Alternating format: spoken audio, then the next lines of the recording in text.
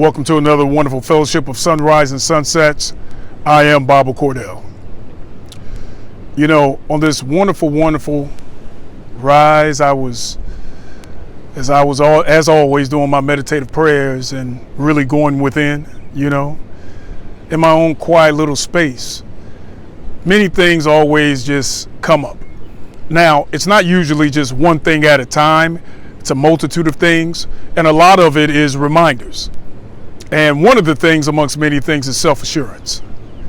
Self-assurance pretty much entails, as far as my own definement of it, it's you just pretty much giving yourself levels of confidence, you giving yourself promises and guarantees of the inner look and the outer look that you truly choose and that you truly want.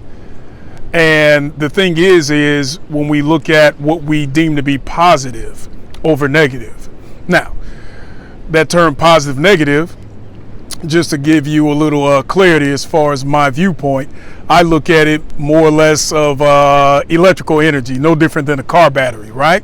You have a positive and negative charge. So I don't look at positive and negative in a certain standpoint of the emotional aspects of things. I look at things more or less from an energetic, electrical, soulful, spiritual aspect of things. So we're talking little semantics and the connotations in which you choose to utilize it. So with self-assurance, it's pretty much what you yourself give to yourself as far as the greater outlook of life that you want. And within that, the scope of how do you use this energy for that greater outlook of life that you want based upon your internal look. So how do you view yourself? What is it that you want for yourself? And then how do you pretty much disperse that energy within your activities? So self-assurance is a real credible thing due to the fact of sometimes we look exteriorly for others to give us assurance. No doubt about it. Human reciprocation is of a great importance. Yet and still, it comes down to you. What is it that you pretty much deem to be the things, the tools, the energies, the thought processes, so on and so forth, that you want for your own existence?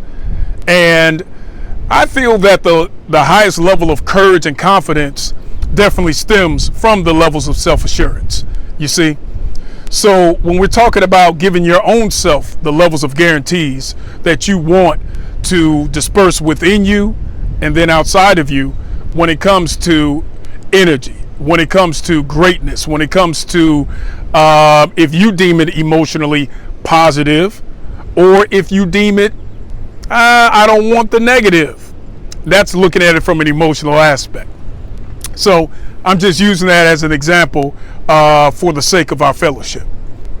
So with that being shared, how do you assure yourself of whatever it is that you truly want?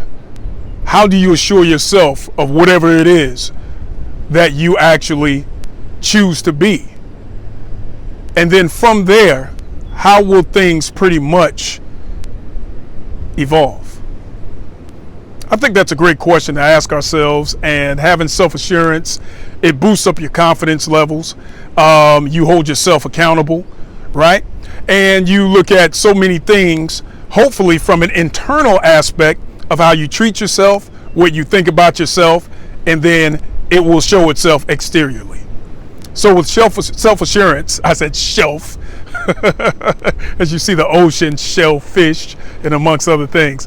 But as you look at self-assurance, right, and the guarantees, the promises that comes along with that, that's you doing that to yourself. Hey, holding yourself accountable, holding yourself in judgment, and actually having the opinions of your own energies, your own thoughts, your own choices, your own actions. I think that that's a wonderful thing. Cross that think out. I know that it's a wonderful thing. So with self-assurance, allow it to serve you well.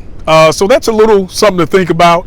And may it actually contribute to your greater manifestations for what you want, not only for yourself, yet others that are the loves of your life. Okay? So with that being shared, I appreciate this wonderful fellowship as always. Thank you for joining on this wonderful, wonderful sharing of sunrise and sunsets. I am Baba Cordell. Stay in gratitude.